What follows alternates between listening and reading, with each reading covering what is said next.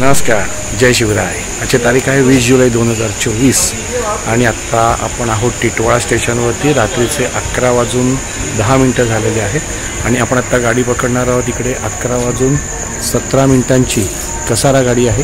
ही कसारा गाडी पकडून आपल्याला जायचं आहे। आज आपण निघालेलो आहोत विश्रामगड। नगर आणि नाशिक या दोन्ही जिल्ह्यांच्या मध्ये असलेला हा एक विश्रामगड आहे।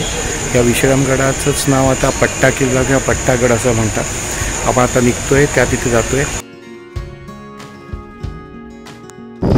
21 जुलै 2024 पहाटेचे सकाळचे 6 वाजलेले आहेत। आपण आता पट्टे गावात पट्टेवाडीमध्ये आलेलो आहोत आणि हा समोर दिसतोय अगदी आता खूपसे ढग आलेत।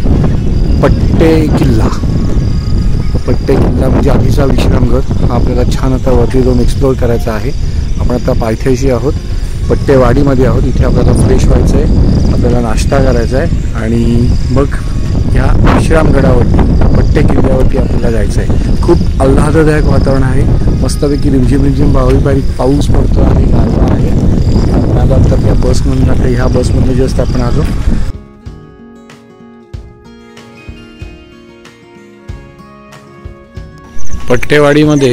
पट्टेवाडीतल्या नागरिकांची तहान भागवण्यासाठी ही एक छानशी विहीर आहे। सकाळचे 8:30 वाजलेले आहेत। आता आपला नाश्ता झालाय, फ्रेश झालेलो आहोत। पाऊसही थांबलेला आहे आणि धुकंही गेलेलं आहे आणि हे पट्टा किल्ल्याचे म्हणजे विश्रामगडाचे हे क्लिअर दिसणारं खालचं दृश्य आहे। आता आपण इकडून थोड्याच वेळात सुरुवात करणार आहोत आणि ह्या विश्रामगडावरती पट्टा किल्ल्यावरती आपण जाणार आहोत। पट्टा किल्ल्याच्या विश्रामगडाच्या आता आपण एंट्रन्सला आलेलो आहोत। हा आपला सगळा ग्रुप आहे, सगळेजण बसलेत। हे आपले ग्रुप ऑर्गनायझर। चला वरती जाऊया। प्रवेशद्वाराच्या पुढे एक तोफ, एक महाकाय हत्तीची मूर्ती आणि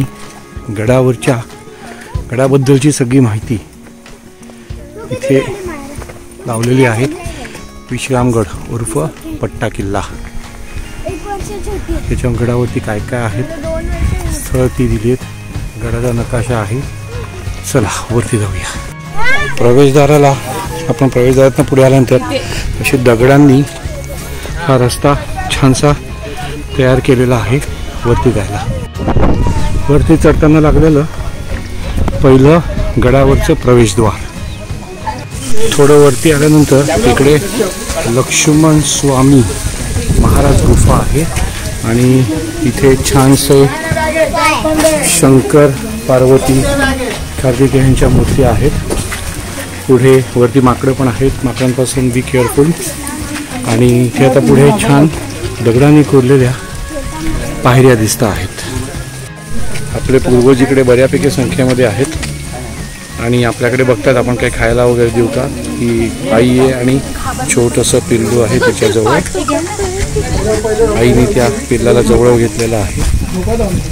अधूनमधून दगडांमध्ये कोरलेल्या गुफा आपल्याला दिसत आहेत। ही आपल्याला पहिली गुफा दिसली, अशा अनेक गुफा वरती आहेत। चला त्या पायऱ्यांवरून आपण वर जाऊया।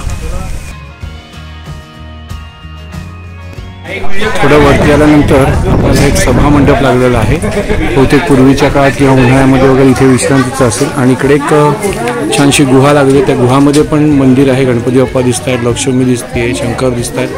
त्या गुहेमध्ये पण कदाचित रात्रीच्या वेळा वास्तव्य वगैरे करत असतील। त्यावरती आल्यानंतर आपल्याला एक दरवाजा लागलेला आहे। त्या दरवाज्यावरनं खाली जाण्यासाठी रस्ता आहे, म्हणजे कुठेतरी गाव असेल तर गावाकडे हा रस्ता जातो। आणि जवळपास आपण आता टॉपला पट्टेगडाच्या टॉपला आलेलो आहोत। सगळीकडे ढग आहेत। पट्टा किल्ल्याच्या वरती एक पाण्याचं छान टाकं लागलेलं आहे, ह्याला कव्हर केलं आहे म्हणजे पाणी स्वच्छ राहावं म्हणून। आणि खूप चांगल्या पद्धतीने जवळपास आपण टॉपला आलोय। ढग तर आहेतच आणि इथे एक मंदिर लागलं आहे, हे पट्टा देवीचं मंदिर आहे। आणि या मंदिराच्याच नावावरनं या गडाला पट्टा किल्ला किंवा पट्टागड असं नाव पडलेलं आहे। आपण ते मंदिराकडे जाऊया। तो मंकी पण देवीच्या दर्शनाला आलेला आहे। देवीचं मंदिर. विश्रामगडाचा माथा अतिशय विशाल आहे. इथे वरच्या बाजूला पाण्याचे 12 टाके, काही गुफा आणि राऊ अंबरखाना हे शिवाजी महाराजांच्या काळात बनवलेले आपल्याला दिसतील. हा त्याच्यापैकी 12 टाक्यांमधला हा एक टाका आहे. याला हत्ती टाका असं पण काहीतरी नाव आहे असं ऐकलं आहे. आणि वरच्या बाजूला पूर्ण ढग आलेले आहेत. सो आता आपण हा अतिविशाल विश्रामगड किंवा पट्टा किल्ला वर्ण माथ्यावरनं कसा दिसतोय ते बघूया. पट्टा किल्ल्याच्या माथ्यावरती जो आपला घाटमाथ्यावरचा माथा आहे त्याला सोनं टेकडी असं नाव आहे. त्या ठिकाणी सीता हौद, शिवकालीन गुफा, धान्य कोठार, 12 हौद, 7 हौद असे सगळे एक एक प्रकार आहेत ते आपण बघूया. आता वरच्या बाजूला दिसते उंचावरती ते सगळ्यात आपलं टॉप आहे. पण आता छानपैकी ढग आहेत त्याच्यामुळे दिसत नाही.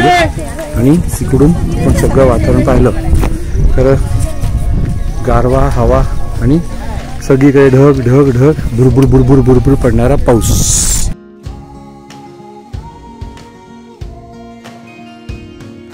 विश्रामगडावरची एक मोठी गुहा. ही गुहा आतमध्ये खूप मोठी आहे. म्हणजे इथे मला वाटतं 40-50 लोक आरामात थांबू शकतात अशी गुहा आहे. गडावरती शिवकालीन धान्य कोठार आहे. यात आपण धान्य कोठारामध्ये आलेलो आहोत. बऱ्यापैकी अंधार. ही गुहाच आहे आणि छान लाकडी खांबांवरती उभी केलेली गुहा आहे. शिवकालीन धान्य कोठार.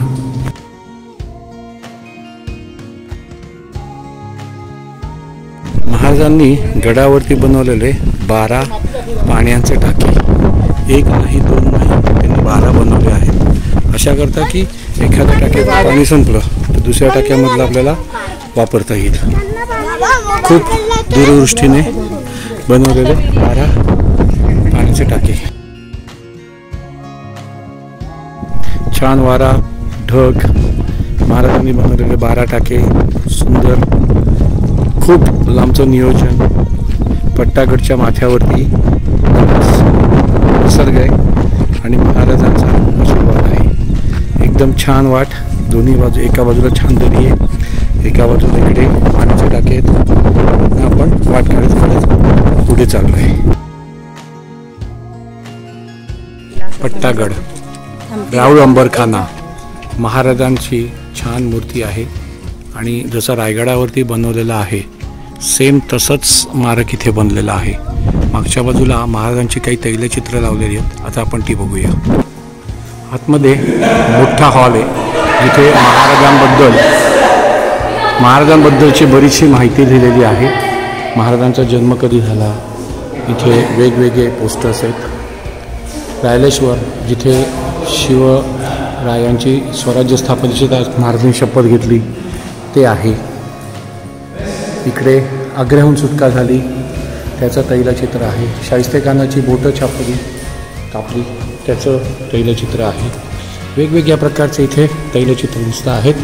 तोरणागडावरील विजय, आतमध्ये महाराज बसलेले आहेत. इकडे घोडखिंडीतला लढा आपला पावनखिंडीचा, असा एक छानसा मोठा हा हॉल आहे. आणि इकडे महाराजांबद्दल खूप काही चांगली माहिती दिलेली आहे. छत्रपती शिवाजी महाराज की जय. पट्टा किल्ल्यावरनं खाली उतरताना विहंगम दृश्य दिसतं आहे. आता पाऊस पूर्णपणे थांबलेला आहे. बऱ्यापैकी आकाश निरभ्र होत चाललेलं आहे. खालच्या बाजूला लांबवरती आपण बस दिसते. इथून आपण आता खाली उतरणार आहोत सगळी मंडळी. आणि आपला आता बहुतेक खाली उतरल्यानंतर आजचा ट्रेक आपला नक्की समाप्त होणार आहे.